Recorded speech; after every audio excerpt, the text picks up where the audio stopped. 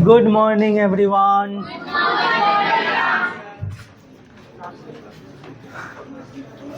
जो लोग पैदल आए हैं उनको भी और जो लोग साइकिल से आए हैं उनको भी कृपया सब लोग शांत रहें, ठीक है। अन्यथा सारांश सुना जा सकता है आपसे और सारांश सुनने के बाद पनिशमेंट भी दिया जा सकता है। आज हम लोग नया चैप्टर शुरू करने वाले हैं, चैप्टर नंबर 7। चैप्टर का नाम है परंपरा का मूल्यांकन। लेखक है रामविलास शर्मा। तो पहले हम लोग लेखक परिचय देखेंगे, उसके बाद चैप्टर देखेंगे। आज के क्लास में आपको पता है पहला क्लास में सिर्फ लेखक परिचय होता है, उसके बाद हम लोग चैप्टर पढ़ते हैं। तो आप लोग एक पेन हमको उपलब्ध कराइए क्योंकि इस पे दिख नहीं रहा है। चलो तो ये है हमारे लेखक। लग रहा है 1917 का फोटो है, ब्लैक एंड व्हाइट। आप लोग को नहीं दिखेगा, कोई बात नहीं। देखो जरा, देखो इधर तो देखो, मुंह बंद करके इधर देखो। हाँ चलो, सबसे पहले लेखक का नाम क्या है तो रामविलास शर्मा। हिंदी आलोचना के महत्वपूर्ण हस्ताक्षर डॉक्टर रामविलास शर्मा का जन्म उन्नाव उत्तर प्रदेश के एक छोटे से गांव उच्च गांव सानी में 10 अक्टूबर 1912 ईस्वी में हुआ था। उन्नाव एक जिला है उत्तर प्रदेश में, उत्तराखंड से सटा हुआ है उन्नाव, ठीक है। उत्तर प्रदेश में एक उन्नाव है जिला।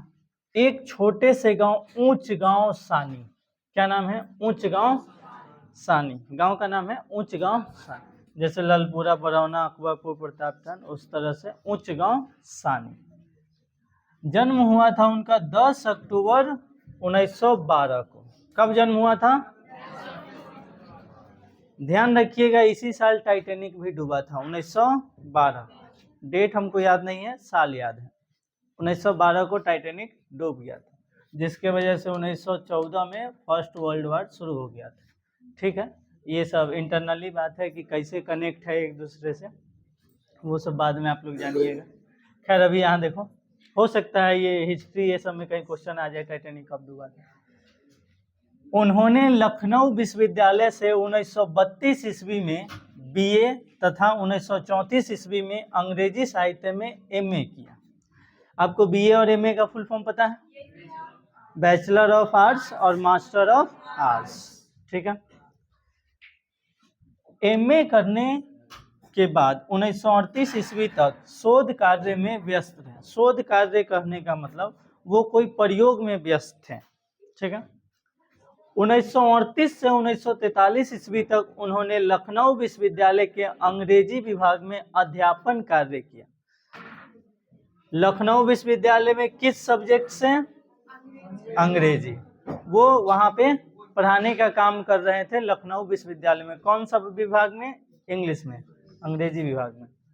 हर एक कॉलेज में जो भी सब्जेक्ट रहता है उस सबका एक अपना अपना विभाग बना दिया जाता है, डिपार्टमेंट। अगर मैथ है तो मैथ का डिपार्टमेंट इधर, हिस्ट्री का अलग, पॉलिटी का अलग। कॉलेज में इस टाइप का सिस्टम होता है, इसलिए उसमें ज़्यादा लोग परेशान हो जाता है। अगर आपको 5 गो सब्जेक्ट है तो 5 का काम एक जगह नहीं होने वाला है, 5 जगह आपको जाना होगा। कोई इधर है, कोई उधर है, कोई उधर है। हर एक सब्जेक्ट का अपना अपना डिपार्टमेंट होता है। अध्यापन कार्य किया। उसके बाद वे आगरा के बलवंत राजपूत कॉलेज चले आए और 1971 ईस्वी तक यहाँ अध्यापन कार्य करते रहे। बाद में आगरा विश्वविद्यालय के कुलपति के अनुरोध पर वे के.एम. हिंदी संस्थान के निदेशक बने और यहीं से 1974 ईस्वी में सेवा निर्मित हुए। आप 1971 ईस्वी में कौन सी घटना हुई थी जो हिस्ट्री के पन्नों में दर्ज है? हाँ, फ्रैंकफर्ट की संधि। और भारत के साथ क्या हुआ था? हाँ, पाकिस्तान के साथ युद्ध हुआ था और 14 दिसंबर शायद, या फिर 3 दिसंबर, ऐसा ही कुछ डेट है, 1971, दिसंबर 1971 में युद्ध शुरू हुआ था और यही अगले साल 72 में जाकर के बांग्लादेश का निर्माण हुआ था। जो पहले पूर्वी पाकिस्तान था, बांग्लादेश बन गया था युद्ध होने के बाद। ठीक है, तो ये भी एक याद रखना है। तो 1971 ईस्वी में ये कहाँ चले गए थे? अध्यापन कार्य करते रहे। अच्छा, 1971 ईस्वी तक ये बलवंत राय राजपूत है, बलवंत राजपूत कॉलेज, जो कहाँ पे है? आगरा में। आगरा कहाँ है? यूपी में कि दिल्ली में? दिल्ली में कौन कौन बोला है? मनीष कश्यप ना पूछता है कि ताजमहल कहाँ है? ऐसी क्या कहता है, जो डिजिटल क्लासरूम बनता है उसमें, साइलेंस, जो डिजिटल क्लासरूम बनता है उसमें वो एक बच्चे से पूछता है सरकारी विद्यालय में, सुनो, तो वो कहता है कि इसमें डिजिटल क्लासरूम में क्या पढ़ाया जाता है? तो इतिहास के बारे में पढ़ाया जाता है। तो इतिहास में क्या पढ़ाया जाता है? ताजमहल के बारे में पढ़ाया जाता है। ताजमहल, तो वो कहता है देखिए ये डिजिटल क्लास साइंस और टेक्नोलॉजी का है, तो हिस्ट्री पढ़ाया जाता है। आगरा का ताजमहल के बारे में इसमें पढ़ाया जाता है। तो वो बोलता है ताजमहल आगरा में नहीं है, ताजमहल दिल्ली में है। तो ये है हमारे बिहार के स्मार्ट क्लास में पढ़े हुए स्मार्ट बच्चे, आगरा के ताजमहल उठा के दिल्ली में ले गए। चलो, तब तक बोर्ड भी खुल गया। ये 125 यूनिट का दिन है। आ जाओ भाई, पावर कट हो जाता है। आ? अरे तो 125 यूनिट मिल रहा है ना आज भी।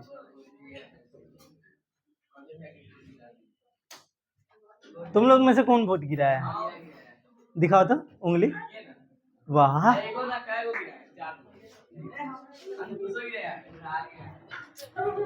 किसके जगह पे?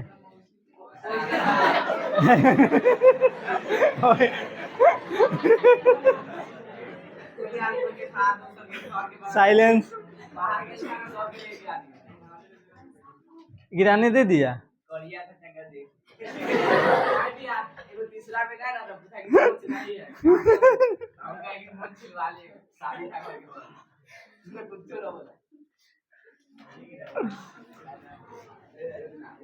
गजब।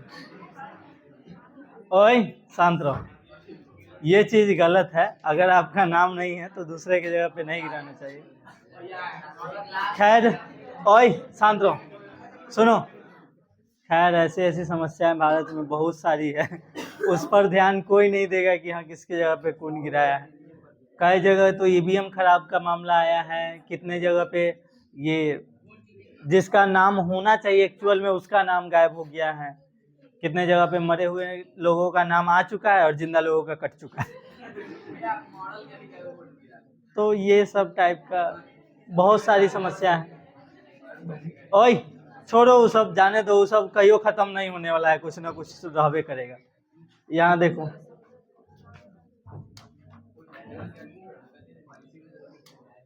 हो गया। राहुल जी रहने दीजिए, आप बाहर मिलिएगा, आपको माला उला पहना कर स्वागत करेंगे।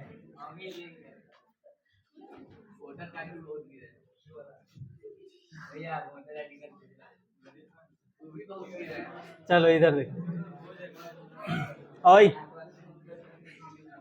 कहाँ तक पढ़ चुके हैं हम लोग?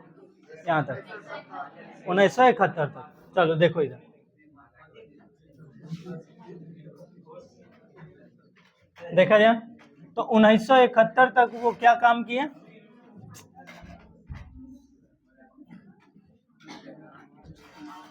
उन्नीस सौ 1971 तक वो बलवंत राजपूत कॉलेज में पढ़ाने का काम किए, जो कहाँ है? आगरा में। ठीक है, ताजमहल कहाँ है? आगरा में।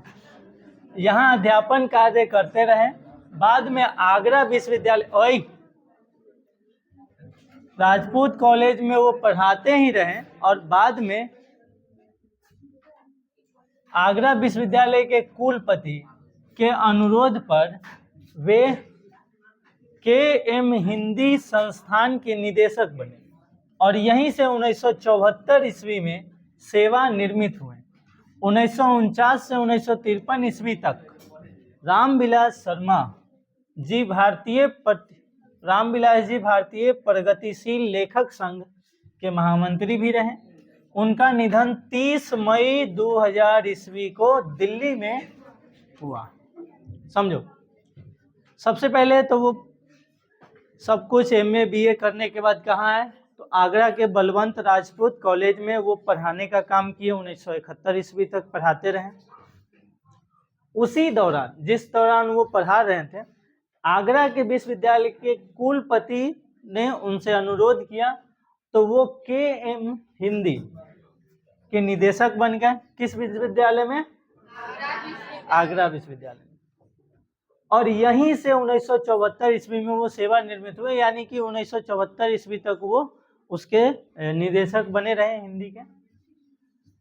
1949 से 1953 लगभग 4 साल का इंटरवल है, तक रामविलास जी ने भारतीय प्रगतिशील लेखक संघ जिस तरह से हम लोग व्हाट्सएप पर एक ग्रुप बनाते हैं ना, उसी तरह से एक ग्रुप को हिंदी में बोलते हैं संघ। सुनो, ग्रुप को हिंदी में क्या बोला जाता है? संघ। तो उसी तरह से कोई भी कार्य होता है तो उसका एक संघ बनाया जाता है। जैसे युवा संघ हो गया, अखिल भारतीय संघ हो गया, कवि संघ हो गया, इस तरह से महामंत्री संघ, सब लोग मिल करके कुछ ग्रुप बनाते हैं कुछ कार्य करने के लिए। जैसे अभी स्वच्छ भारत अभियान में जुड़ रहे हैं तो उसका एक अलग संघ बना हुआ है, हर एक राज्य का अपना अपना, फिर से सब लोग अपना अपना संघ बनाते हैं। उसी तरह से एक लेखक संघ भी है जिसमें सभी लेखकों का एक ग्रुप, समझिए लेखक संघ। तो उस लेखक संघ के महामंत्री भी रहे। जैसे किसी ग्रुप का ग्रुप एडमिन होता है ना, जब मन करे अति कर देगा कि कोई मैसेज नहीं कर सकता है, फिर करेगा कि सब कर सकता है। तो एक ग्रुप में जैसे ग्रुप एडमिन होता है, उस तरह से किसी संघ का एक मेन होता है जिसका बात सब लोग फॉलो करते हैं। उसी तरह से ये महामंत्री भी रहे और इनका निधन हो गया 30 मई 2000 ईस्वी को इनका निधन हो गया। और जो लोग छटर पटर कर रहे हैं कृपया शांत रहें, अन्यथा आपको छटपटाने के लायक नहीं छोड़ा जाएगा, ठीक है ना? बड़ा हो गया है सर। चलो इधर देखते हैं कितना कचरा हो गया फिर से।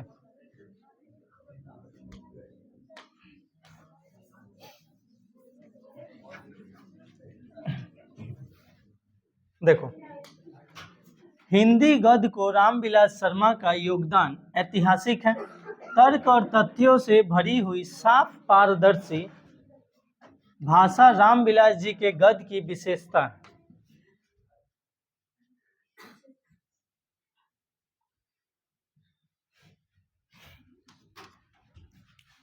जो हिंदी गद्य है, हिंदी का जैसे कभी कहानी हो गया, निबंध हो गया, भाषण हो गया, जो गद्य खंड में आते हैं, योगदान जो है रामविलास शर्मा का वो काफ़ी महत्वपूर्ण है। और इनके जो तथ्य दिए जाते हैं, जो लॉजिक होता है, जो फैक्ट्स होता है, वो एकदम पारदर्शी होता है। आसानी से समझ सकते हैं। इनके लेख में ऐसे शब्द होते हैं। उन्हें भाषा विज्ञान विषयक परंपरागत दृष्टि से मार्क्सवाद की वैज्ञानिक दृष्टि से विश्लेषित करने तथा हिंदी आलोचना को वैज्ञानिक दृष्टि प्रदान करने का श्रेय प्राप्त है। ये जो है मार्क्सवाद का सोच क्या था? जैसे हिस्ट्री में पढ़े होंगे, लेनिनवाद, मार्क्सवाद का सोच क्या था?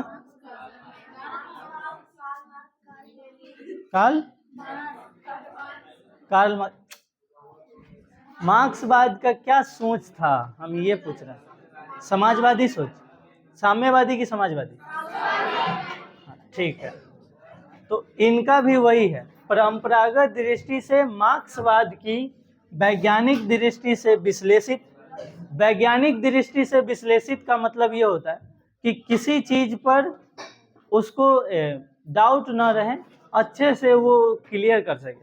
अगर कोई चीज आपको बताया जाता है और उसके पीछे का वैज्ञानिक इफेक्ट अगर बताया जाए, साइंटिफिक यूज अगर बताया जाए, तो आप उसको आसानी से एक्सेप्ट कर लेते हैं, ठीक है।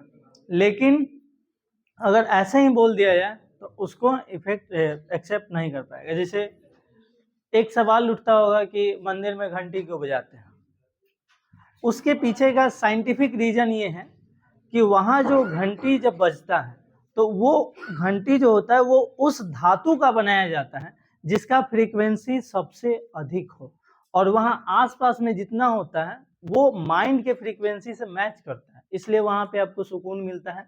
बाकी कहीं भी जो जितना भी नकारात्मक सोच रहता है, ब्रेन वहाँ पे अस्थिर हो जाता है, क्योंकि जो फ्रीक्वेंसी रहता है वो दोनों का फ्रीक्वेंसी मैच करता है। तो ये साइंटिफिक फैक्ट्स है, ये हम नहीं कर रहे हैं, आप जा करके पढ़ सकते हैं। इसके पीछे का लॉजिक ये है, साइंस है, इसलिए पुराने समय में ऐसा कहा गया। जो पहले के समय में जो बुद्धिजीवी लोग थे वो जानते थे कि मात्र पीपल, तुलसी, जितने भी पेड़, बरगद, ये सब जो पेड़ है, बड़े वृक्ष है, ये सब बहुत ज़्यादा मात्रा में ऑक्सीजन देते हैं, बहुत ज़्यादा मात्रा में ऑक्सीजन देते हैं। कोई कोई पेड़ ऐसा है जो रात को भी ऑक्सीजन देता है। तो वो उनको ये चीज़ पता था, उनके वो जो लोग थे इतने दूरदर्शी थे कि आने वाले समय में ऐसे ऐसे लोग होंगे जिनको समझाना मुश्किल हो जाएगा, तो ऐसे ऐसे पेड़ को बचा कर रखना है, तो वो पेड़ को भी पूजा करना शुरू कर दे कि ऐसे ऐसे पेड़ को बचा के रखेंगे।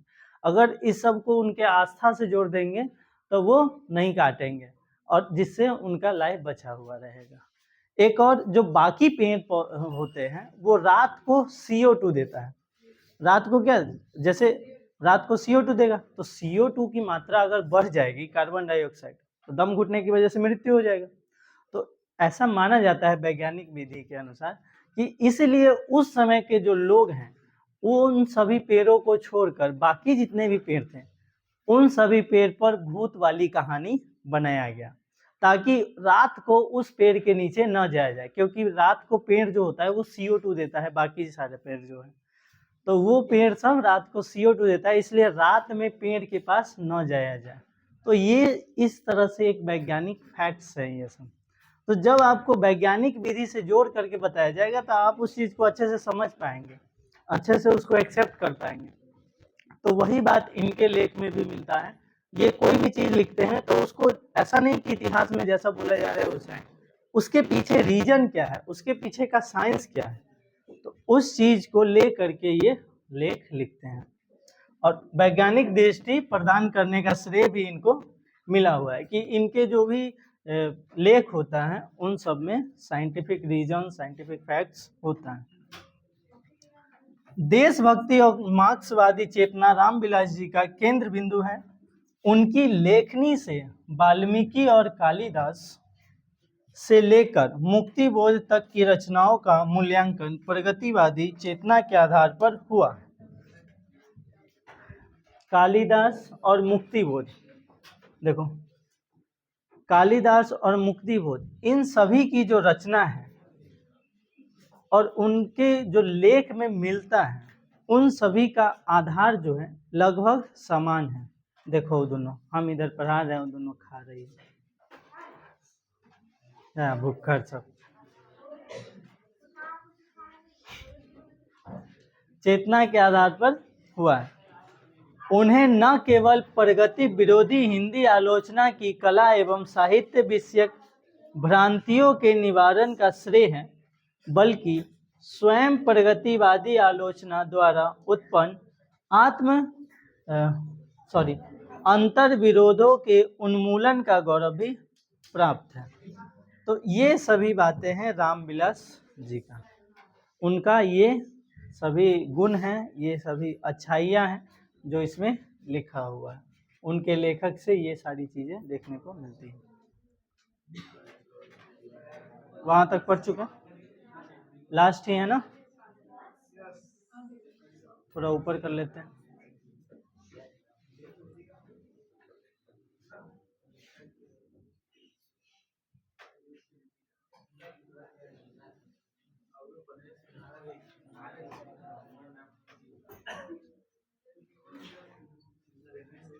हज्जा तू, चल देखो गौरव भी प्राप्त है। रामविलास जी ने हिंदी में जीवनी साहित्य को एक नया आयाम दिया है। जीवनी साहित्य वो होता है, देखो इंग्लिश में एक होता है बायोग्राफी और एक होता है ऑटोबायोग्राफी। सुने? बायोग्राफी और ऑटोबायोग्राफी में कोई लोग अंतर बताएंगे? हाँ बताओ।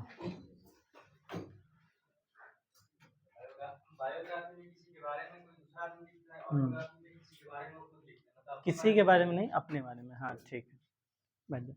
जैसे अगर मेरे बारे में कोई दूसरे लोग लिखेंगे तो वो हो जाएगा बायोग्राफी, और अपने बारे में हम खुद लिखेंगे तो वो हो जाएगा ऑटोबायोग्राफी। ठीक है, तो ये भी जीवनी साहित्य, हिंदी में दोनों को जीवनी साहित्य ही बोलते हैं। किसी दूसरे के जीवन के बारे में अगर लिखते हैं तो बायोग्राफी कहलाएगा, अपने जीवन के बारे में अगर लिखते हैं तो वो ऑटोबायोग्राफी कहलाएगा। ऑटो मतलब सेल्फ, ठीक है, खुद का। उन्हें निराला की साहित्य साधना पुस्तक पर साहित्य अकादमी पुरस्कार प्राप्त हो चुका है। साहित्य अकादमी पुरस्कार किस पुस्तक पे मिला है? साधना। किसकी साधना? निराला की साहित्य साधना। वो एक साथ ही है, यहाँ से शुरू है, निराला की साहित्य साधना, ये एक पुस्तक का नाम है इनका, उस पर इनको साहित्य अकादमी पुरस्कार भी मिल चुका है। साहित्य के क्षेत्र में सर्वोच्च पुरस्कार यही होता है भारत में। उनकी अन्य प्रमुख रचनाओं के नाम हैं आचार्य रामचंद्र शुक्ल और हिंदी आलोचन, ये यहाँ से यहाँ तक एक ही है। भारतेंदु हरिश्चंद्र, प्रेमचंद और उनका युग, भाषा और समाज, महावीर प्रसाद द्विवेदी और हिंदी नव जागरण, भारत की भाषा समस्या, नई कविता और अस्तित्ववाद, भारत में अंग्रेजी राज और मार्क्सवाद, भारत के प्राचीन भाषा परिवार और हिंदी, विराम चिन्ह, बड़े भाई, ये सभी उनके लेख हैं। किनके? रामविलास शर्मा। आपको पहले से ही बता चुके हैं, हर लेख याद रखना संभव नहीं, लेकिन जो 2, 3, 4 लेख होगा, जो मेन होगा, उसको याद रखना होगा। तो कैसे पता चलेगा कि कौन कौन मेन होगा? आप प्रीवियस ईयर क्वेश्चन देखिए कि कौन कौन पूछा जा चुका है, और नहीं अगर उसमें आपको नहीं मिलता है तो शुरू से 2-4 को याद रखिए। जैसे निराला की साहित्य साधना हो गया, उनकी अन्य प्रमुख रचनाएं का नाम जैसे आचार्य रामचंद्र शुक्ल, भारतेंदु हरिश्चंद्र, 2-4 को शुरू से याद रखिए। कोई भी बुक में लिखा जाता है तो जो इम्पोर्टेंट होता है, जो ज़्यादा इम्पोर्टेंट होता है, उसको पहले लिखा जाता है और बाद में सब लिखा जाता है। तो शुरू में जो होता है वही आपके काम का है, ठीक है। और बाकी आपको बोले ही प्रीवियस ईयर में देख लीजिए, जिससे क्वेश्चन पूछा गया है उसको ध्यान में रखिए, ठीक है। आगे देखो, हम जितना बोलते हैं उतना कर लेगा तब तक क्या ही बात है। 6 को चैप्टर हो गया है, किसी को सारांश याद है नहीं, तब सारांश याद है इसका मतलब पूरा चैप्टर याद है। आप कहीं से भी क्वेश्चन आएगा आप बना सकते हैं। देखो उसको छटपटा रहा है। पाठ के रूप में यहाँ रामविलास जी का निबंध प्रस्तुत। इस चैप्टर की विद्या क्या है? निबंध। और इससे पहले क्या कुछ गलत बोल दिए क्या? तो नहीं, तुम लोग जैसा रिएक्ट करते हो हमको लगता है कि कुछ गलती हो गया। ओए शांत रहो, साइलेंस। इससे पहले जो बहादुर था उस पाठ का विद्या क्या था? कहानी था।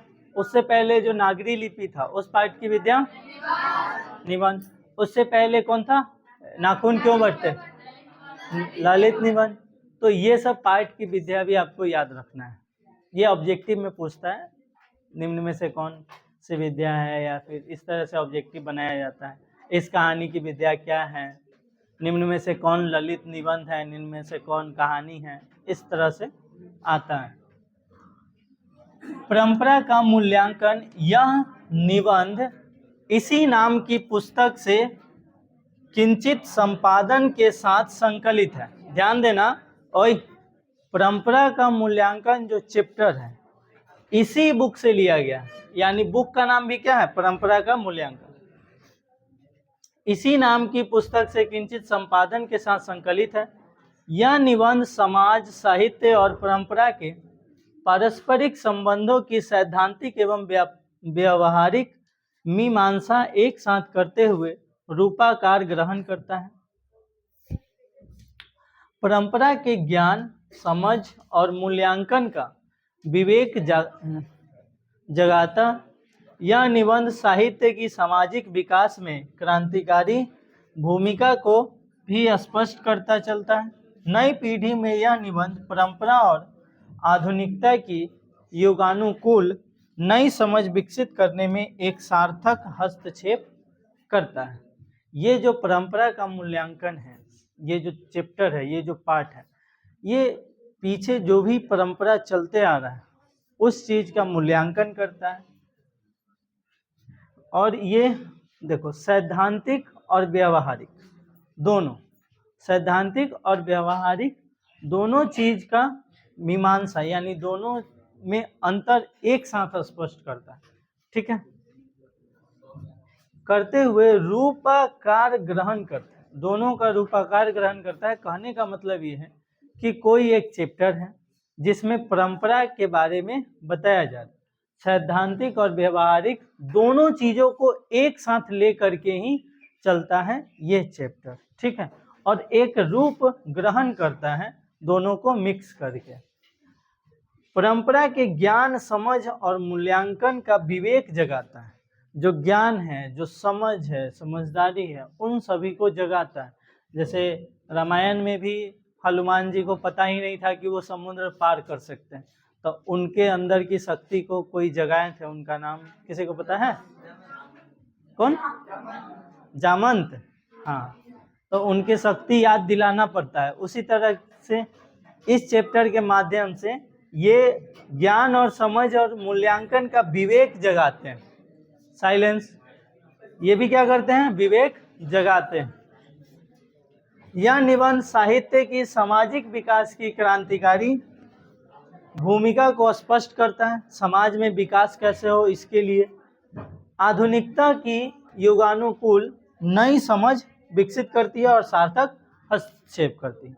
नई युग के विकास के लिए कैसे नया युग का विकास हो, कैसे एक नया समाज बनाया जा सके, एक विकसित समाज बनाया जा सके, उसके बारे में, उसके लिए ये क्रांतिकारी सोच रखते हैं और एक सार्थक हस्तक्षेप करते हैं। मतलब उसमें सार्थक हस्तक्षेप करने का मतलब है कि सही तरीका क्या है।